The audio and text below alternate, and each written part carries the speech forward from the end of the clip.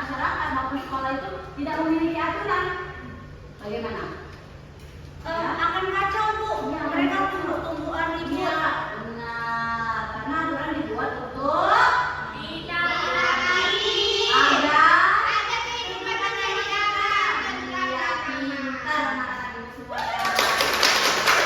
Nah, jadi tujuan pembelajaran kita hari ini adalah mengidentifikasi penerapan norma dalam kehidupan sehari-hari dan mempraktikkan perilaku yang sesuai dengan norma melalui permainan peran. Jadi anak-anak itu semuanya harus tahu apa contoh penerapan norma baik di lingkungan sekolah, di lingkungan masyarakat maupun di lingkungan rumah, baik dari norma agama, norma kesusilaan, norma kesopanan, dan juga norma hukum. Baiklah anak-anak itu semuanya, itu ada video nih. Nah, sebelum itu kita tonton dulu ya videonya. Iya, Bu.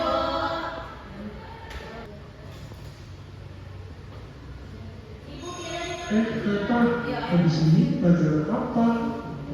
Latihan sejarah, Ki. Aduh, males banget. Terus aja ah, Jangan gitu. bodo amat. Loh, mau kemana kamu? Habis ini kan pelajaran saya. Saya ada acara keluargaku, ya sudah saya keluar ya Bu. Loh, astaga anak itu. Jadi anak-anak, perilaku yang dilakukan Riki tadi adalah salah satu bentuk penyimpangan norma. Ingin bertanya, Bu, sebelumnya norma itu apa ya? Pertanyaan bagus, Veta. Norma adalah aturan yang menjadi pedoman bagi masyarakat untuk berperilaku dan bertindak dalam lingkungannya. Tujuan norma dalam bermasyarakat adalah mengatur kehidupan antar masyarakat supaya menciptakan lingkungan tertib, adil, dan tentram. Jenis norma diantaranya norma agama, norma kesusilaan, norma kesopanan, dan norma hukum. Apa faktor yang mendorong seseorang untuk melakukan penyimpangan norma?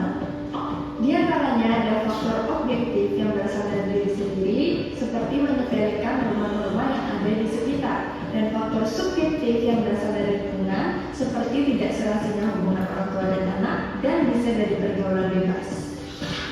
Lalu, bagaimana cara mencegah perilaku penyimpangan norma? Sebagai generasi Z, kita dapat melakukan 3M: memahami, menanamkan, dan melakukan nilai-nilai norma yang ada di sekitar kita.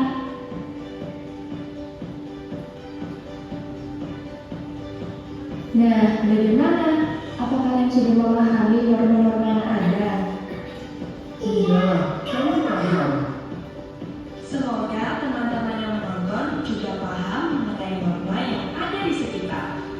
Yuk kita sebagai Gen Z harus bersama-sama mencegah perilaku penyimpangan norma dan melestarikan norma-norma yang ada. Oke. Jadi hari ini kita akan belajar mengenai mempraktikkan norma di lingkungan. Sebelum itu kita membahas sedikit lagi pengertian dari norma dan aturan. Jadi norma itu adalah mekanismenya, kaidah atau aturan yang harus dipatuhi oleh setiap manusia. Sedangkan peraturan adalah aturan-aturan yang mengatur perilaku atau perbuatan kita. Nah, norma itu terbagi menjadi 4 jenis: norma agama, norma kesusilaan, norma hukum, dan norma kesopanan.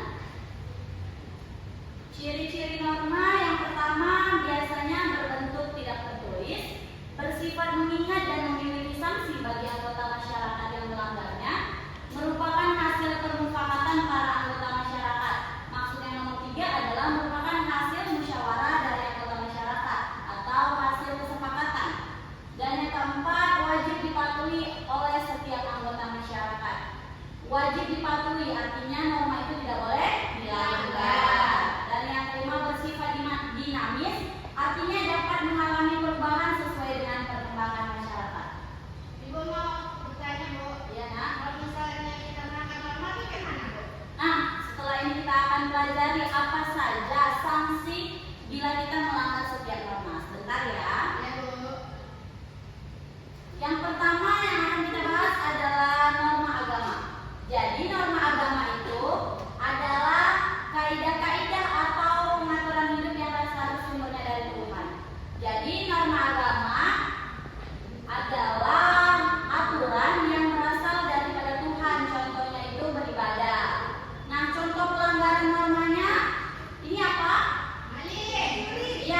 mencuri. Sebelahnya apa? Ya, main judi. Sebelahnya lagi? Iya, jadi Dea, Yola, dengarkan ibu gurunya ya.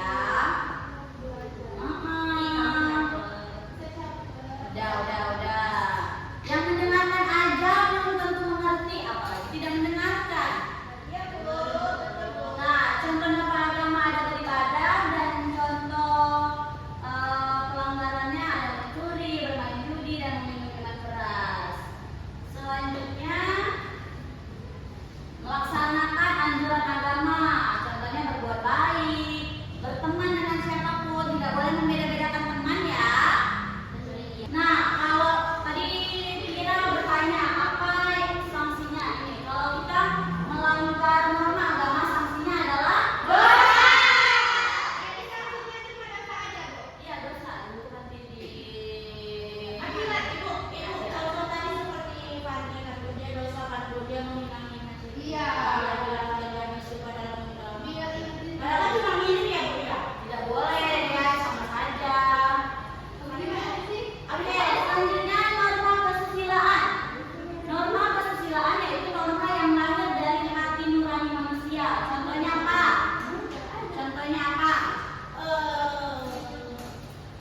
Apa yuk? Jujur, adil, berbuat baik. Ya, jadi sanksi bagi pelanggar norma kesusilaan itu adalah ya, berupa penyesalan. Ya. Tadi ada nenek-nenek di pilihan nyebrang jalan tapi kita nggak bantu. Ya, tuh tiba-tiba kita dengar berita nenek itu kecelakaan.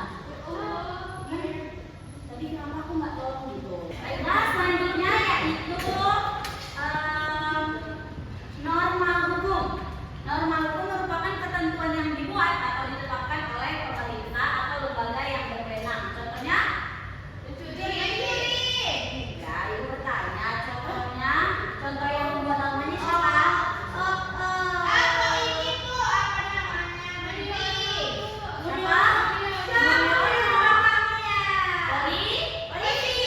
Selanjutnya yaitu contoh pelanggaran norma hukum. Ada apa saja? Apalagi? Ya, kenapa dia melanggar lalu lintas? Karena dia singa nembak. Bukan, karena dia melanggar lampu. Ya, selanjutnya ada. Ya, betul. Tidak, dia sedang berkelahi. Nah, sanksinya adalah denda atau tidak? Kalau tidak, menanya Pira. Ya, apa Pira? Kalau misalnya dia tidak bayar dendanya, ya di penjara. Ibu-ibu menanya. Kan tadi itu mencuri ada di contoh norma penyimpangan norma agama. Jadi dia kalau mencuri mah banyak melanggar norma ya. Nah, jadi dia kalau mencuri itu dia melanggar norma hukum dan juga norma agama.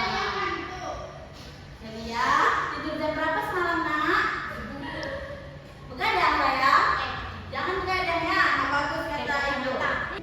Nah, selanjutnya norma kesopanan. Norma kesopanan adalah aturan-aturan kesopanan perilaku manusia dalam masyarakat dengan tatanan sosial, harkat martabat dan kenyamanan. Contohnya, menghormati dan menghargai orang lain. Sikap sopan santun. Kayak ini tidak sopan namanya. Tidak dong. Kalau mau ngejek-ngejek teman sopan atau tidak? Nah, ada saja jawabannya. Itu sudah melanggar norma kesopanan. Beretika baik, memakai pakaian yang pantas dan sopan, mengucapkan salam, terima kasih, dan lainnya. Kalau ada orang